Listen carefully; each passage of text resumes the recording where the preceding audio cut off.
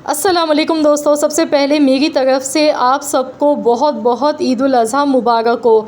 जैसा कि आप जानते हैं ईद का पहला दिन है, तो क्यों ना पहले दिन को कुछ ख़ास बनाया जाए, कुछ स्पेशल रेसिपी के साथ। बिरयानी, कोरमा, कढ़ाई, ये सब चीज़ें तो खाते ही रहते हैं। आज मैं आप लोगों के लिए लेकर आई हूँ गोश्त की एक ऐसी लाजवाब रेसिपी जिसे आप बनाकर खाएंगे तो यकीन मानिए उंगलियां चाटते रह जाएंगे। गोश्त इतना मज़े का भी बन सकता है कि आपकी सोच है। तो चलिए हम देख लेते हैं किस तरीके से आज हमने ये रेसिपी बनाकर तैयार की है।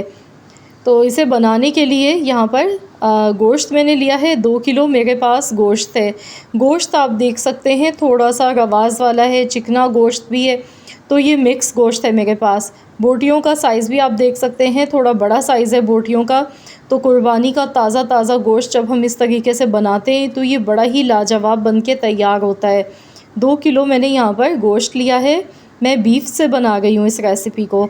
आप चाहें तो मटन के साथ भी बना सकते हैं। हड्डी के साथ है ये गोश्त, क्योंकि इसकी हड्डी में भी बहुत ही ज़्यादा जूसेस होते हैं, उससे बहुत ही मज़ेदार सा फ्लेवर आता है।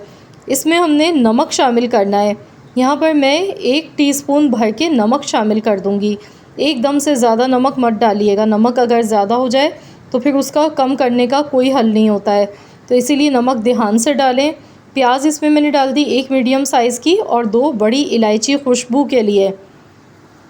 अब इसमें हस्ब ज़रूरत मैं पानी डालूँगी, 2 गिलास के बराबर पानी इसमें शामिल कर देंगे।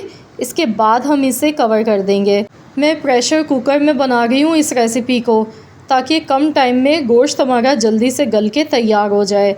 वैसे आप पकाएंगे अगर नॉर्मल बर्तन में तो 1.5 से 2 घंटे लग जाते हैं। जिस तरह हमें मक्खन की तरह मुलायम गला हुआ गोश्त चाहिए। सिर्फ 15 मिनट के लिए मैंने प्रेशर लगाया है। तो चलिए हम देख लेते हैं। यहाँ पर टोटल 15 मिनट तक मैंने गोश्त को पकाया है। आप देख सकते हैं माशाल्लाह अल्हम्दुलिल्लाह। ऊपर आप देख सकते हैं कोई ऑयल का इस्तेमाल हमने नहीं किया था, 1 चम्मच भी तेल नहीं डाला। लेकिन आप देख सकते हैं कितना सारा रोगन निकल कर आ चुका है।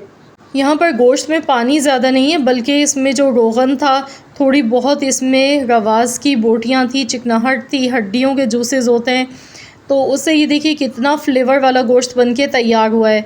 यहाँ देखिए इतना ज़्यादा गर्म है कि मैं उंगली से टच करने लगी तो नहीं हो रहा था उंगली से, क्योंकि बहुत ही ज़्यादा भी तेज़ गर्म है ये।